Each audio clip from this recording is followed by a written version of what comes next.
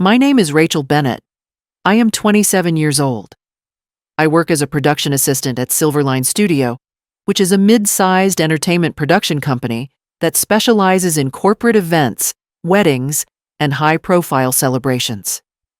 I have been working at Silverline for the past 5 years, which means I have been present for hundreds of weddings and celebrations and major life events. I have learned to pay attention to the details that other people miss. I have learned to understand the logistical requirements of bringing people together for significant occasions. I have learned that the most important thing about planning an event is understanding the boundaries between what should be public and what should be private, between what belongs to the couple being celebrated and what belongs to everyone else. I also have a sister. Her name is Madison Bennett. She is 31 years old. Madison is 4 years older than me, and for as long as I can remember, Madison has been the person who receives the attention and the recognition and the celebration. Madison is attractive in the way that people mean when they say someone has been given advantages since birth. Madison has always been treated as special, as worthy of investment, as someone who is meant to be noticed and remembered. I have not always been treated that way. I have spent my entire life being compared to Madison in a way that positioned me as the person who fell short, the person who was less successful, the person who was less deserving of attention and celebration. The pattern began when I was very young. When I was a child, I had a birthday. My birthday is December 9th. It is a date that comes very late in the year, which means that in the context of a school calendar, my birthday comes after most of my peers' birthdays have already been celebrated. My birthday is also very close to Christmas, which means that historically, my birthday has often been combined with Christmas celebrations or has been absorbed into the holiday season in a way that diminishes it as a separate occasion worthy of its own recognition and celebration. When I was young, this was not a problem. When I was young, my mother simply made sure that I had a birthday celebration that was distinct from the Christmas celebration. My mother made a cake. My mother invited friends. My mother made sure that I understood that my birthday was a separate occasion worthy of its own attention and its own recognition. But then Madison turned 16. Madison's 16th birthday is traditionally considered to be a significant milestone. A 16th birthday is considered to be worthy of a major celebration.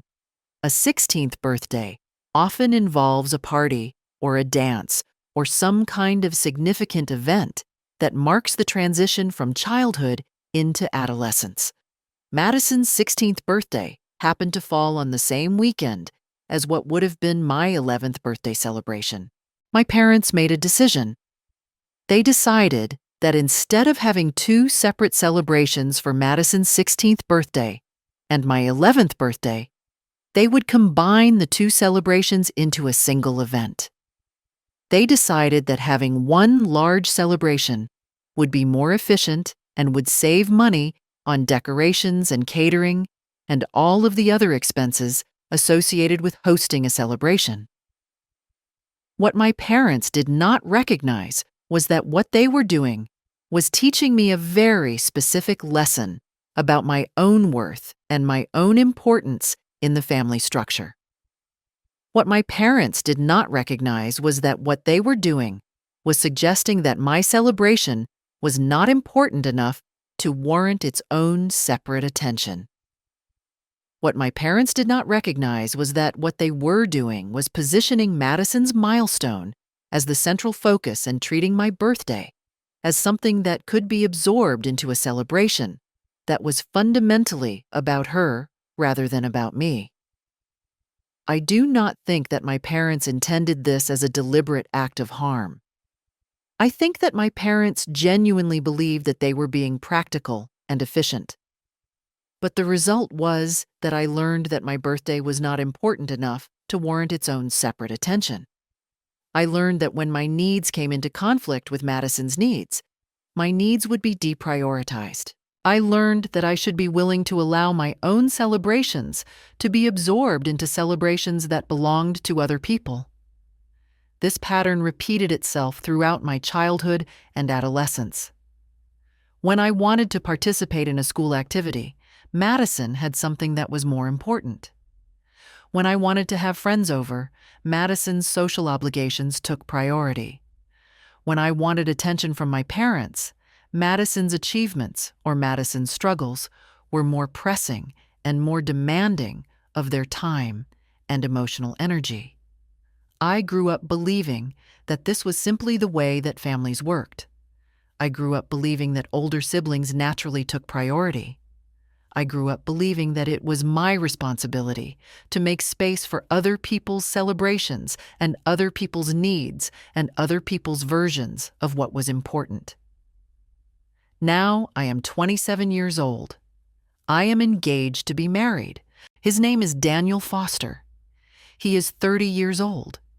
He is an engineer at a company called Axiom Nest. He is quiet and thoughtful, and he has very clear ideas about what is important and what is not important. He is the kind of person who thinks carefully before speaking. He is the kind of person who considers the implications of his choices before he makes those choices.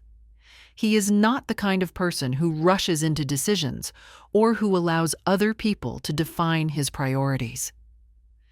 When Daniel and I decided to get married, we made some very specific decisions about what our wedding would look like. We decided that we wanted something small and intimate. We decided that we wanted to celebrate with the people who matter to us rather than with a large group of acquaintances and business associates. We decided that we wanted the focus to remain on the two of us and on the commitment that we are making to each other, rather than on creating an impressive spectacle that would reflect well on our families. We selected Aurora Hall as our venue. Aurora Hall is a beautiful space that is intimate and elegant and designed to accommodate approximately 150 people. Aurora Hall is located in a quieter part of the city, away from the major venues that host the most prestigious and the most expensive celebrations. Aurora Hall is the kind of venue that is chosen by people who care more about creating something meaningful than about creating something that impresses other people. We selected a date for our wedding. We selected a date that worked for Daniel and for me. We selected a date that did not conflict with any major holidays or any major events. We selected a date that we felt comfortable with. We selected a date that felt right to us. And then I made the mistake of telling my family about the date. I told my parents about the date. I told my parents about the venue. I told my parents about our plans for a small and intimate wedding. And my mother responded the way that my mother has always responded when I have announced plans of my own. My mother responded by suggesting that we should incorporate other people's needs and other people's preferences into our plans. But this time, it was my sister Madison who had a more specific request. Madison called me approximately 1 week after I had announced our engagement and our wedding date. Madison called me and told me that she had been thinking about the date that I had selected for my wedding. Madison told me that she had realized that the date that I had selected was very convenient for her because she had been considering hosting a gala for her nonprofit organization on the same weekend. Madison told me that she had decided that it would be much more convenient if my wedding and her gala were held on the same day rather than on different days. Madison explained that she was not necessarily asking me to change my entire wedding date. Madison explained that she was simply suggesting that we could coordinate our celebrations so that they occurred on the same day. Madison explained that this would be more convenient for their extended family members because they would only have to travel once instead of twice. Madison explained that this would be more cost-effective because family members would only have to buy one gift instead of two gifts. When Madison explained all of this to me, I recognized what was happening. I recognized that my sister was attempting to absorb my wedding celebration into her own celebration. I recognized that my sister was attempting to position her gala as the primary event and my wedding as the secondary event that could be coordinated around her schedule. I recognized that what my sister was suggesting was essentially the same thing that happened to me when I was 11 years old. What my sister was suggesting was that my celebration was not important enough to warrant its own separate attention. The difference between now and then is that I am not 11 years old anymore. The difference is that I have spent the past 16 years observing other people's celebrations and understanding how they work, and understanding what makes a celebration meaningful, and what makes a celebration feel diminished and absorbed into something that belongs to someone else.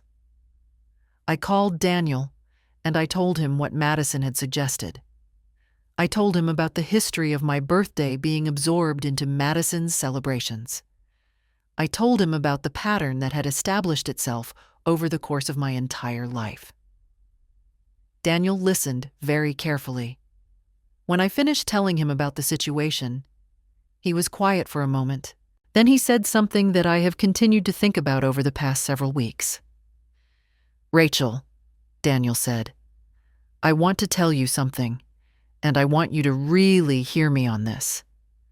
I want you to know that I believe that you should set a boundary. I want you to know that I believe that what your sister is asking for is unreasonable. But I also want to tell you something else. I want to tell you that I am concerned that you might be worried about being perceived as retaliatory or vengeful or difficult if you set this boundary." "I am worried about that," I said. "I am worried that if I refuse to allow my wedding to be absorbed into Madison's gala, I will be seen as the person who is being difficult and who is refusing to be a good family member." "That is exactly the fear that has kept you in this position your entire life," Daniel said. "That is exactly the fear that has prevented you from defending your own celebrations and your own needs and your own right to have something that belongs entirely to you. But I want to tell you that there is a difference between retaliation and boundary setting. Retaliation is about making someone suffer the way that they have made you suffer. Boundary setting is about protecting what belongs to you. Boundary setting is not about revenge. Boundary setting is about self-preservation." I thought about what Daniel said for a very long time. I thought about the distinction he was making between retaliation and boundary setting. I thought about the fact that I had been afraid of being perceived as retaliatory, when in fact, what I would be doing is simply protecting what belongs to me. And I made a decision. I decided that I was not going to allow my wedding to be absorbed into Madison's gala. I decided that I was going to maintain my wedding date. I decided that I was going to plan my wedding in a way that was distinct and separate from whatever my sister was planning for her gala. I decided that I was going to set a boundary. But I also decided that I was not going to be defensive about this decision. I decided that I was not going to explain myself extensively. I decided that I was not going to apologize for setting a boundary. I decided that I was going to handle this situation with clarity and with principle. The first thing that I did was to contact Chloe Kim. Chloe is the manager of Aurora Hall. Chloe is also my closest friend. Chloe and I have known each other for approximately 7 years, and over that time, we have developed the kind of friendship where we can speak to each other with complete honesty and with the understanding that we are fundamentally on the same team. Chloe has supported me through various crises and various challenges over the years, and I trust her completely. I told Chloe about what Madison had suggested, I told Chloe about my concern that Madison might try to manipulate the situation, or that Madison might try to pressure me into changing my plans. I told Chloe that I needed to make sure that the date that I had selected for my wedding was locked in and protected, and that I needed to make sure that there was no possibility of confusion or alteration of those plans. Chloe listened to me very carefully, and then she said, "Rachel, I want you to know that I understand what you are doing and what you are trying to protect, and I want to help you. I am going to make sure that Aurora Hall is reserved for your date and that the reservation is locked in and protected. I am going to make sure that no one can change this date or modify this reservation without your explicit consent." Chloe then went further. Chloe told me that she knew a music coordinator named Tyler James, who had experience with weddings and celebrations and who was someone she trusted completely. Chloe told me that she thought Tyler would be an excellent choice to serve as the master of ceremonies for my wedding. Chloe told me that Tyler was the kind of person who understood how to manage the flow of an event and how to ensure that the focus remained on the couple being celebrated. I contacted Tyler and I explained the situation to him. I told Tyler about Madison's attempt to coordinate my wedding with her gala. I told Tyler that I was concerned about what might happen if Madison tried to manipulate the situation or redirect attention away from my wedding and toward her gala. I told Tyler that I needed someone who understood how to maintain clarity and focus and who could help ensure that my wedding remained my own. Tyler listened to me very carefully, and then he said, "Rachel, I understand what you are trying to protect, and I understand the situation. I want to assure you that I know how to manage a situation like this. I know how to ensure that an event maintains its integrity and its focus. I know how to work with someone who might try to redirect attention or manipulate the situation. And I can promise you that your wedding will remain your wedding. I will make sure of that." I also did something else. I reached out to Daniel's father, Arthur Foster. Arthur is 63 years old. Arthur is the chairman of Stonebridge Logistics, which is a very large and very successful company. Arthur is a man who carries himself with quiet authority. Arthur is a man who says very little, but who is listened to very carefully when he does speak. I had met Arthur on several occasions, and each time I had met him, I had been impressed by his ability to observe situations carefully before intervening. I had been impressed by his sense of fairness and his sense of justice. I had been impressed by the fact that he seemed to understand things that other people did not understand, and that he seemed to be paying attention to dimensions of situations that other people overlooked. I wrote Arthur an email. I did not call him. I wrote him an email because email is a more formal medium, and because I wanted to ensure that what I was saying was clear and documented. I wrote an email where I explained the situation. I explained that Madison had attempted to coordinate her gala with my wedding. I explained that I had decided to maintain my wedding date as a separate occasion. I explained that I was concerned about what might happen if Madison tried to manipulate the situation, or if my family tried to pressure me into allowing my wedding to be absorbed into Madison's gala. And I wrote something specific at the end of the email. I wrote, "I am writing to you because I believe that you will understand what I am trying to do and why I am trying to do it. I am not trying to be difficult or to create conflict. I am trying to protect something that is mine. If you can offer any guidance or any support, I would be grateful." Arthur responded to my email approximately 2 hours after I sent it. Arthur's response was very brief. Arthur wrote, "I will observe the situation carefully. I will not intervene directly. But I want you to know that I understand what you are trying to do, and I support your decision to set a boundary. I look forward to observing how you stand in your own space.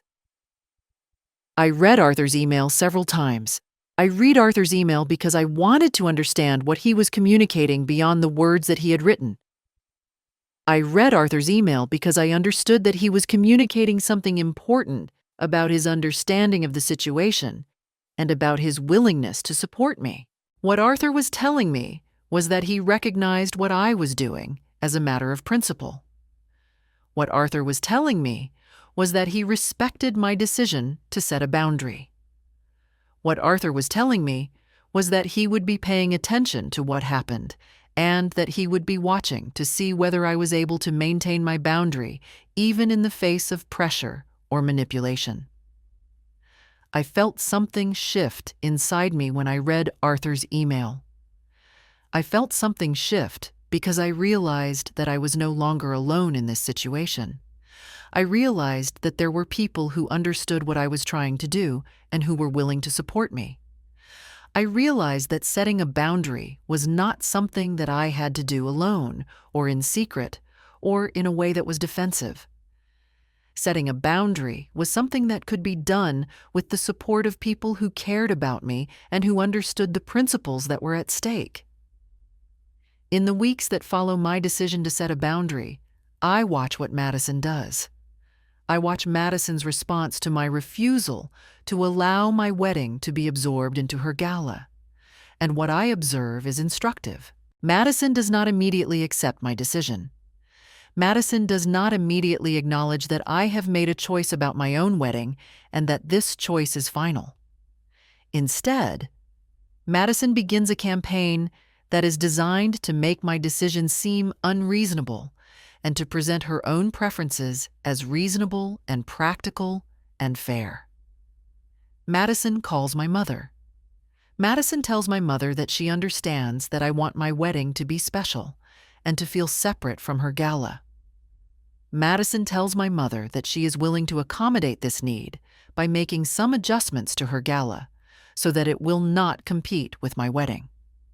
But then Madison tells my mother that she believes that from a practical standpoint, it would still be most efficient and most cost-effective if both events occurred on the same day.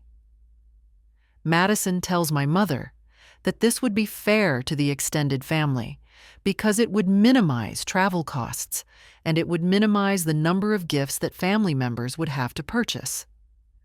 My mother relays this information to me. My mother presents Madison's position as though it is a reasonable compromise. My mother suggests that I should be willing to accept Madison's willingness to make adjustments to her gala as evidence that Madison is trying to be fair and is trying to accommodate my needs. I recognize this as a manipulation. I recognize that what Madison is doing is reframing her own preferences as though they are compromises that she is making for my benefit.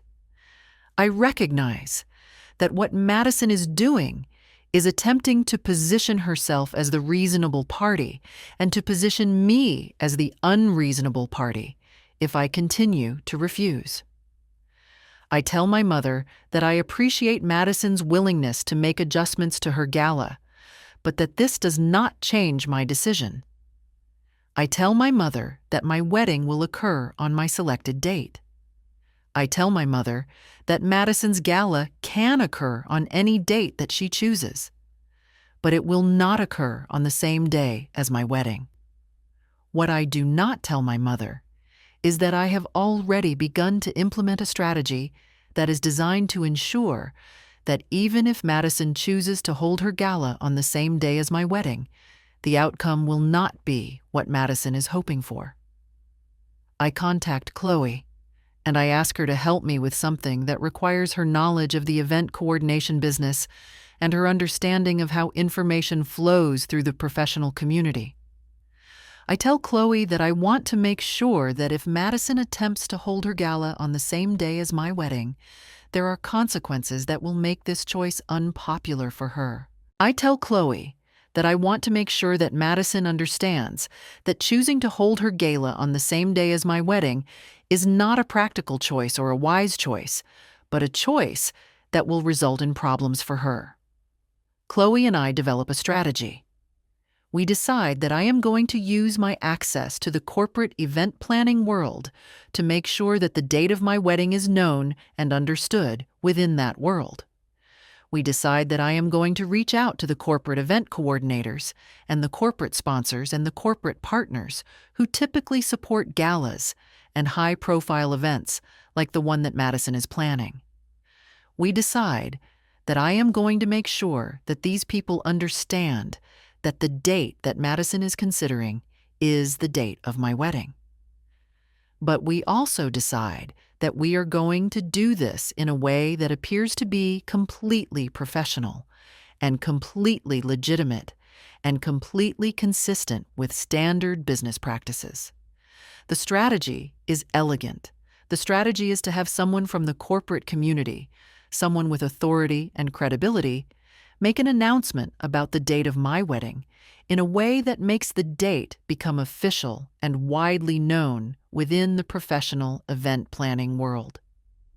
The strategy is to make sure that the date of my wedding becomes so well established and so widely recognized that it would be impossible or impractical for Madison to schedule her gala on the same date without creating a serious logistical problem. I think about who might be the right person to make this kind of announcement. I think about who would have the credibility and the authority to make an announcement that would be taken seriously and that would be widely broadcast within the corporate community. And I think of Arthur. I contact Arthur, and I ask if he would be willing to make an announcement to the employees of Stonebridge Logistics about the date of my wedding. I explained to Arthur that I would like this announcement to be framed as a voluntary invitation for Stonebridge employees who wish to attend my wedding to let human resources know so that appropriate time off can be coordinated. I explained to Arthur that I would like this announcement to be made in a professional and a formal way so that it has the weight of official corporate communication. Arthur agrees to do this. Arthur does not ask me to explain my strategy. Arthur simply understands what I am trying to do, and he agrees to help me do it. 1 week before my wedding, Stonebridge Logistics sends out a company-wide email. The email is sent through official human resources channels. The email is framed as a voluntary and optional opportunity for employees to attend a company-sponsored event. The email informs employees that the son of the company chairman is getting married and invites interested employees to attend the wedding. The email specifies the date of the wedding. The email provides information about how to RSVP and how to coordinate time off.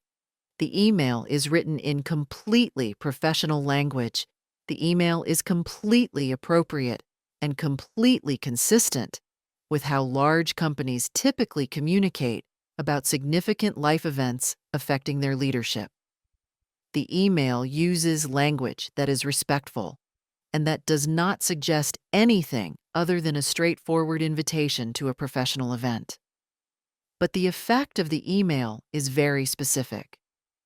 The effect of the email is to make the date of my wedding extremely well known within the business community.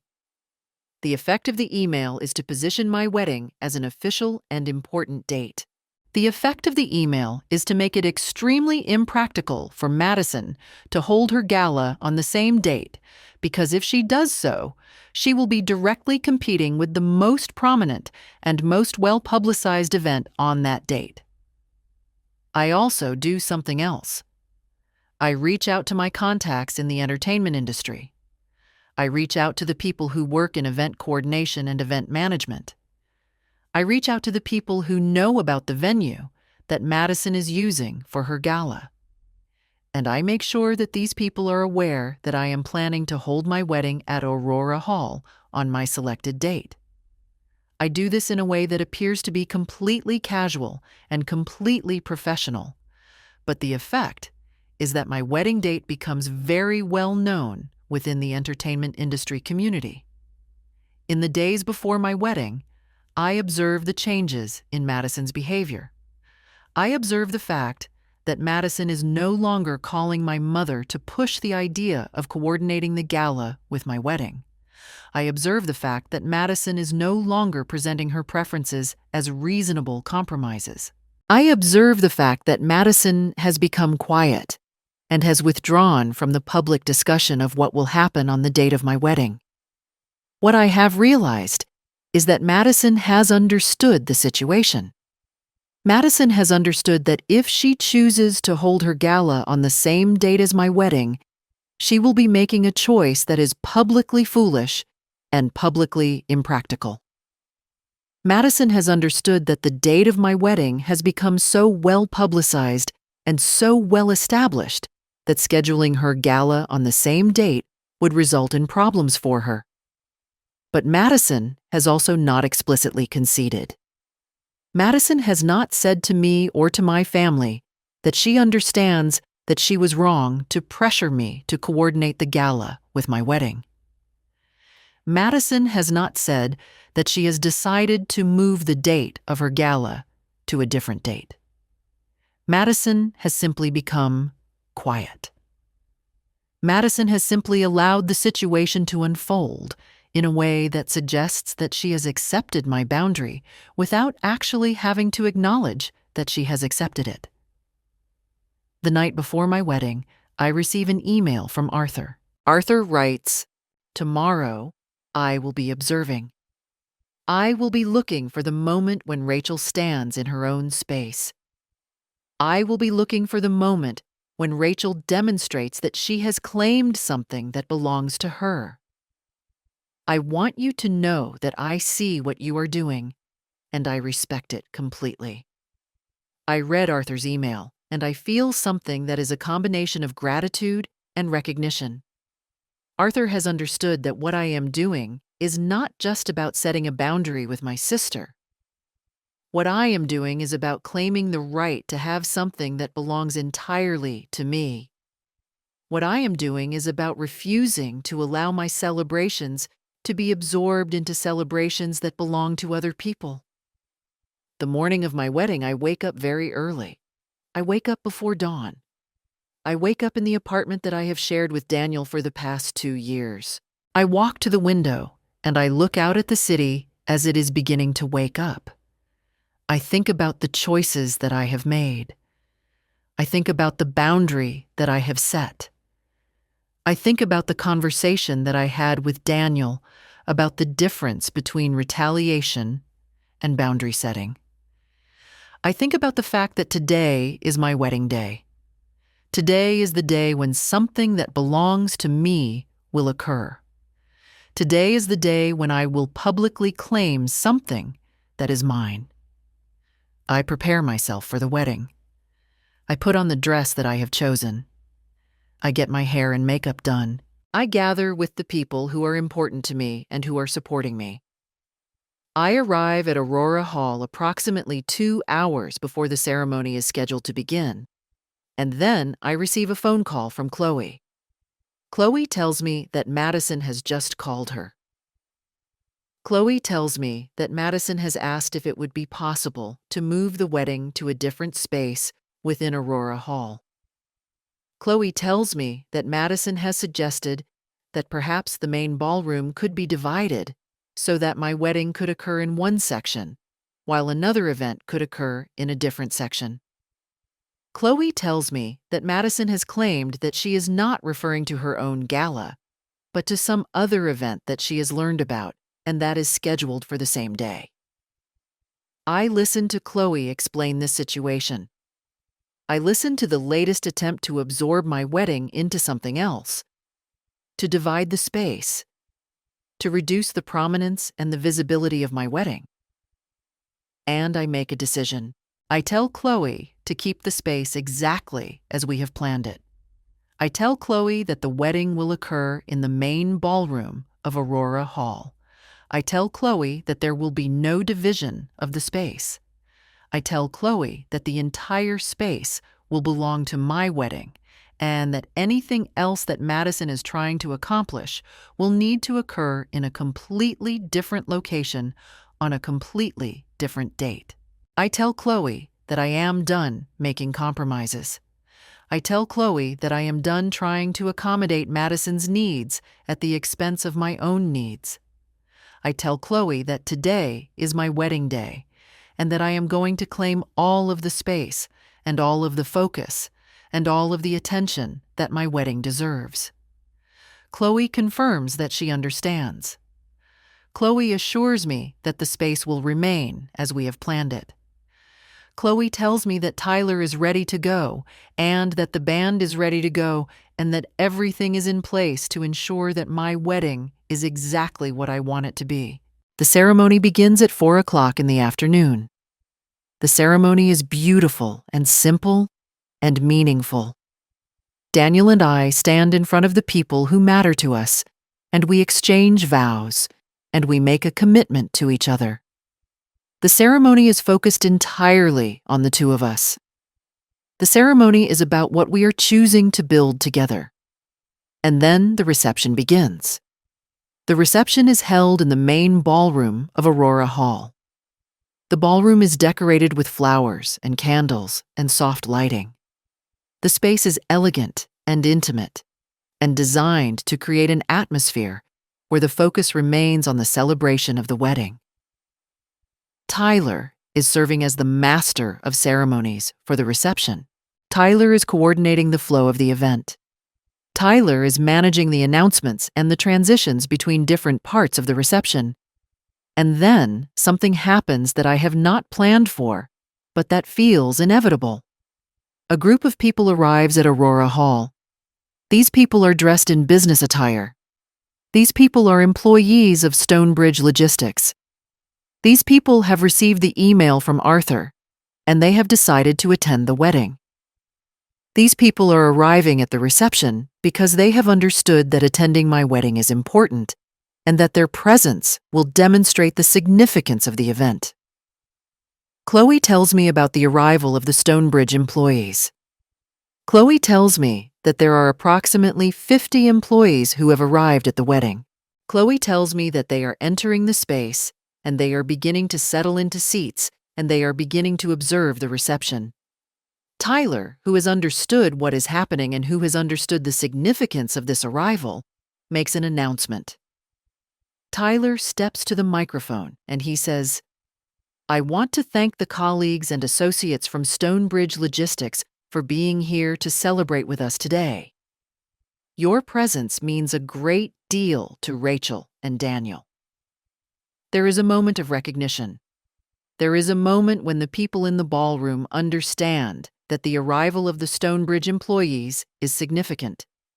There is a moment when the people in the ballroom understand that this wedding is not just a private family celebration, but something that has significance in the broader professional and corporate world. And in that moment, something shifts.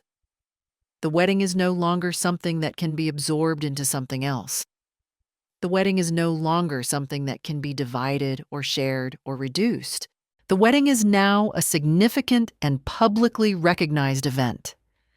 The wedding is now something that matters not just to me and to Daniel and to our families, but something that matters to a broader professional community. I see my mother and my father in the audience. I see them witnessing this moment. I see them beginning to understand that something has shifted in the dynamic of the family. I see them beginning to understand that I am not the person who will allow her celebrations to be absorbed into celebrations that belong to other people. And then I look for Madison. Madison is in the back of the room. Madison has arrived at some point during the reception, but she is not sitting with our family. Madison is standing in the back of the room, and she is observing the wedding from a distance. Madison is watching the Stonebridge employees interact with me and with Daniel. Madison is watching the recognition that the presence of these employees is creating. Madison is watching the moment when she has come to understand that her attempt to absorb my wedding into her gala has failed completely. What I notice is that Madison's expression has changed. Madison's expression has changed from the expression of someone who believes that they are cleverly manipulating a situation into the expression of someone who has come to understand that they have made a serious error in judgment. And I feel something that is not quite satisfaction, but something that is adjacent to satisfaction. What I feel is the recognition that I have successfully claimed something that belongs to me.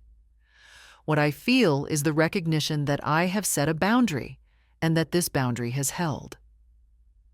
What I feel is the recognition that I am no longer the person who will allow other people to define what is important and what is not important in my own life.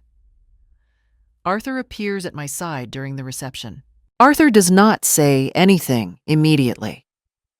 Arthur simply puts his hand on my arm and he looks at me with an expression that suggests recognition and respect.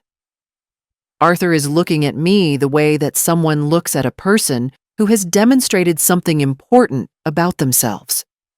Then Arthur does something that I do not expect. Arthur reaches up to his own chest and he unfastens a pin that he is wearing. The pin is the insignia of Stonebridge Logistics. The pin is a symbol of the company and of the authority that comes with being the chairman. Arthur takes the pin and he places it on my dress. Arthur fastens the pin to the fabric of my wedding dress. Arthur is taking a symbol of his authority and his position, and he is transferring it to me. Arthur is making a statement about what he has recognized in my actions today. Then Arthur says, very quietly, "You have demonstrated today that you understand what it means to stand in your own space. I want you to know that this is not a small thing. This is something that many people never learn to do. I am honored to welcome you into this family." I feel tears beginning to form in my eyes. I feel the significance of what Arthur is saying and what Arthur is doing. I feel the recognition that I have earned through my decision to set a boundary and to maintain that boundary even in the face of pressure and doubt. Chapter 4. The Reckoning. In the days following my wedding, the consequences of the choices that I have made begin to become clear. The consequences are not dramatic or violent or destructive. The consequences are more subtle and more profound than that. My mother calls me. My mother tells me that Madison has decided to postpone her gala. My mother tells me that Madison has decided that rather than scheduling the gala for the date that would have conflicted with my wedding, Madison has decided to move the date of the gala to a date several months in the future. My mother tells me that Madison has made this decision because she is determined that moving the date is the most practical choice given the circumstances. My mother does not acknowledge that I have done anything to cause Madison to make this decision. My mother simply informs me of Madison's choice, and then she attempts to move the conversation on to other topics. But I understand what has happened. I understand that Madison has come to recognize that attempting to coordinate her gala with my wedding was a mistake. I understand that Madison has recognized that the date that I had selected for my wedding had become so well publicized and so well established that attempting to schedule her gala on the same date would have been impractical and would have resulted in problems for her. What has shifted is not just the date of Madison's gala.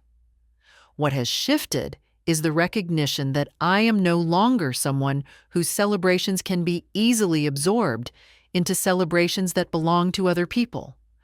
What has shifted is the recognition that I am someone who understands how to set a boundary and how to maintain that boundary even in the face of pressure and doubt. But what has also shifted, in a way that is even more significant, is my understanding of what it means to choose my own family. Arthur contacts me approximately 1 week after my wedding. Arthur invites me to meet with him at Stonebridge Logistics. Arthur tells me that he has a proposal that he would like to discuss with me. Arthur tells me that he believes that I have demonstrated certain qualities and certain abilities that would make me valuable in a professional capacity. I meet with Arthur at his office. Arthur's office is located on the top floor of the Stonebridge building. The office has floor-to-ceiling windows that overlook the city. The office is the kind of space that announces power and authority and the ability to affect significant outcomes. Arthur tells me that he is interested in having me work for Stonebridge Logistics. Arthur tells me that he would like me to serve as the coordinator for their social and community initiatives.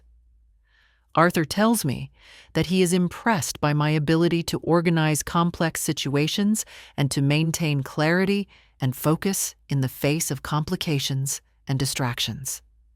But more importantly, Arthur tells me something else. Arthur tells me that he has watched me over the course of the past several months.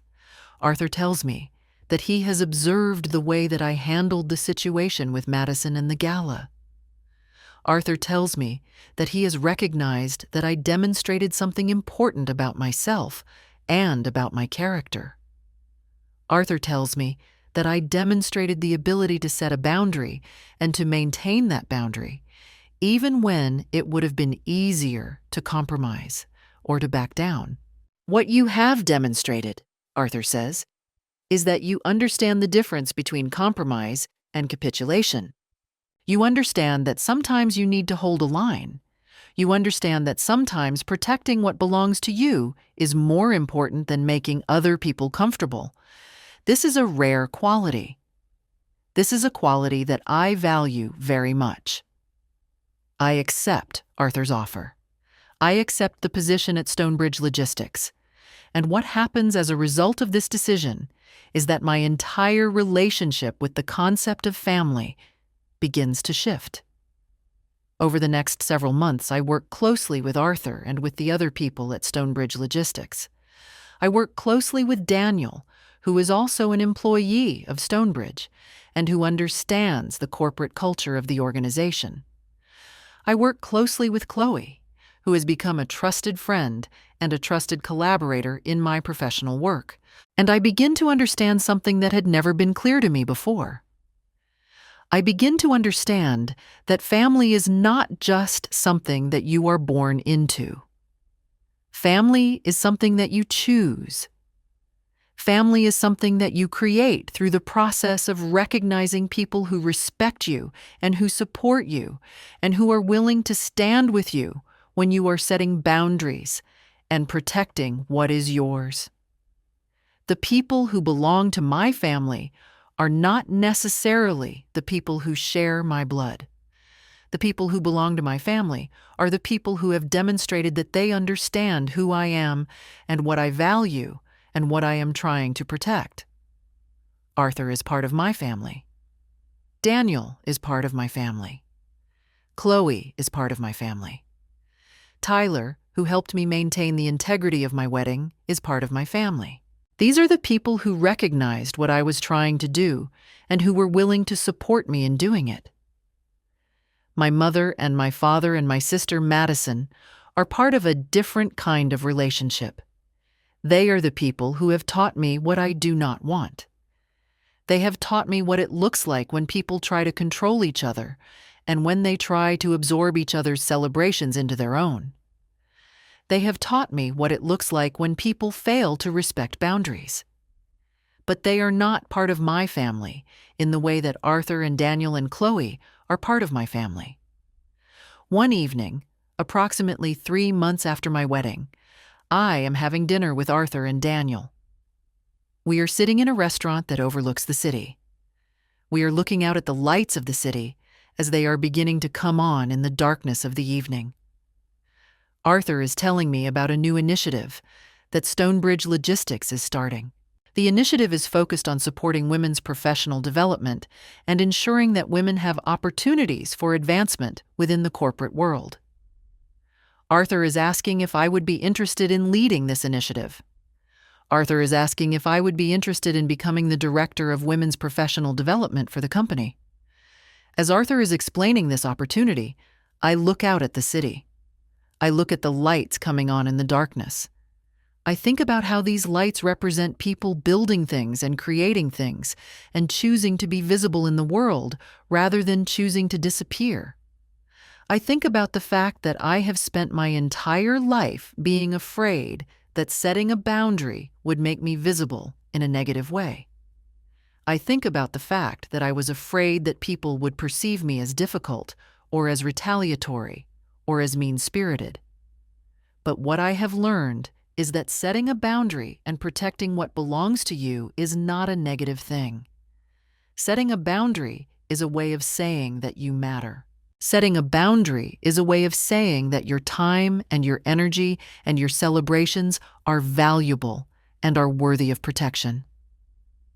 I tell Arthur that I am very interested in the opportunity to lead the initiative for women's professional development.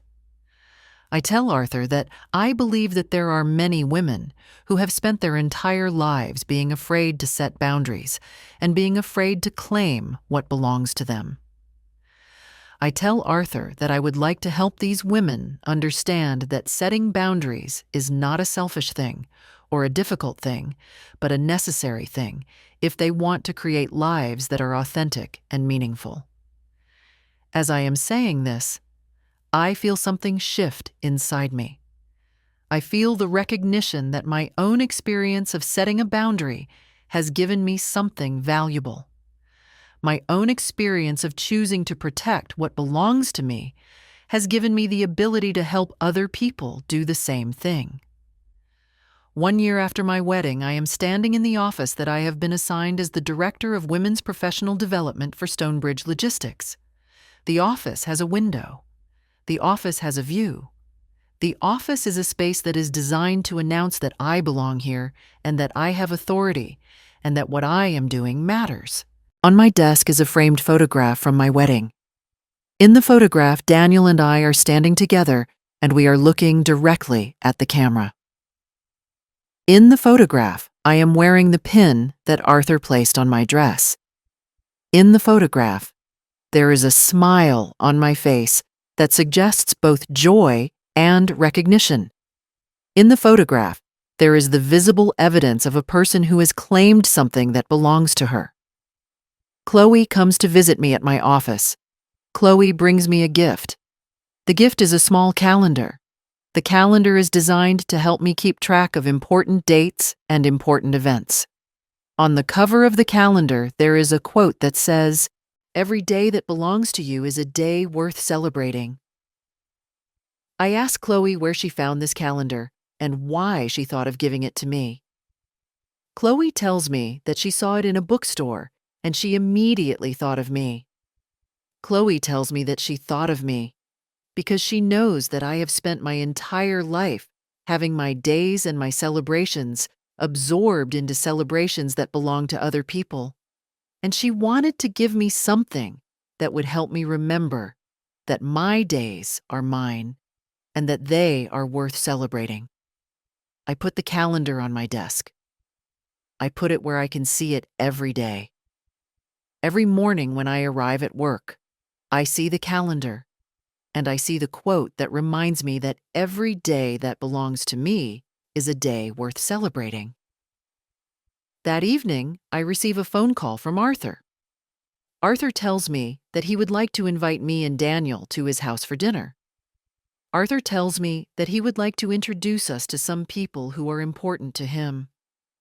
Arthur tells me that there are people who he believes will understand what we have done and will understand why it matters. We go to Arthur's house for dinner. When we arrive, we are greeted by a group of people who are Arthur's friends and associates, and who are people who have, in various ways, demonstrated the ability to set boundaries and to protect what belongs to them. These are people who have made difficult choices and who have stood by those choices, even when it would have been easier to compromise or to back down. During dinner, Arthur stands up and he makes a toast.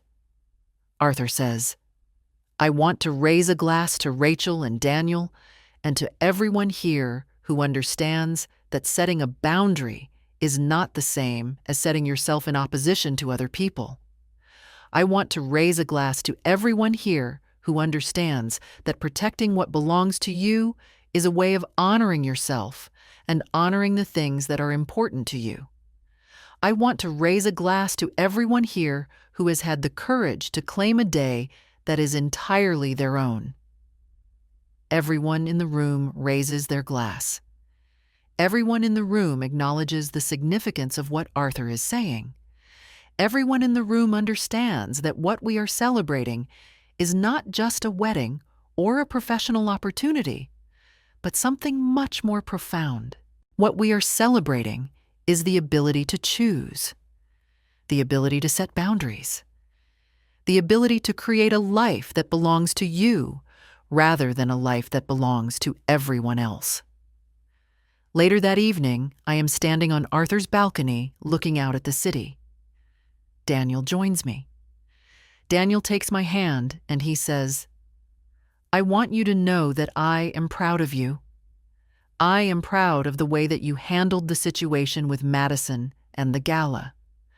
I am proud of the way that you have continued to build on that foundation by accepting the position at Stonebridge and by taking on this leadership role with women's professional development. I am proud of the choices that you have made." I look out at the city. I see the lights reflecting off the buildings. I see the evidence of people creating things and building things and choosing to exist in the world in ways that are visible and meaningful and real. And I understand something that I have been slowly coming to understand over the past year. I understand that the greatest gift that I gave myself when I decided to set a boundary with Madison was not the victory of having my wedding remain my own. The greatest gift was not the recognition that came from the Stonebridge employees attending my wedding. The greatest gift was not the professional opportunity that resulted from Arthur recognizing what I had done. The greatest gift was the recognition that I am a person who is worthy of celebration. The greatest gift was the recognition that my days and my accomplishments and my choices are valuable and are worthy of protection. The greatest gift was the recognition that I am allowed to take up space in the world and that I am allowed to be visible and that I am allowed to have things that belong entirely to me. I think about the years that I spent allowing my celebrations to be absorbed into celebrations that belong to other people. I think about the years that I spent being afraid that setting a boundary would make me seem difficult or retaliatory. I think about the years that I spent making myself small and invisible and unthreatening in order to avoid conflict. And I understand that I do not have to spend any more years that way. I understand that every day that belongs to me is a day that I get to choose what to do with. Every day that belongs to me is a day that I get to spend with the people who respect me and support me. Every day that belongs to me is a day that I get to build something that matters to me and that reflects who I actually am rather than who someone else has decided that I should be. The next morning, I wake up very early. I wake up before dawn. I walk to my window and I look out at the city as it is beginning to wake up. I think about the choices that I have made. I think about the boundaries that I have set. I think about the people who have stood with me through this process. And I understand that this is what it means to have a day that is entirely your own. This is what it means to have a life that belongs to you. This is what it means to have claimed the right to be visible and to be celebrated, and to have your moments and your achievements and your special days matter enough to be protected. This is what it means to finally understand that every day that belongs to me is a day worth celebrating.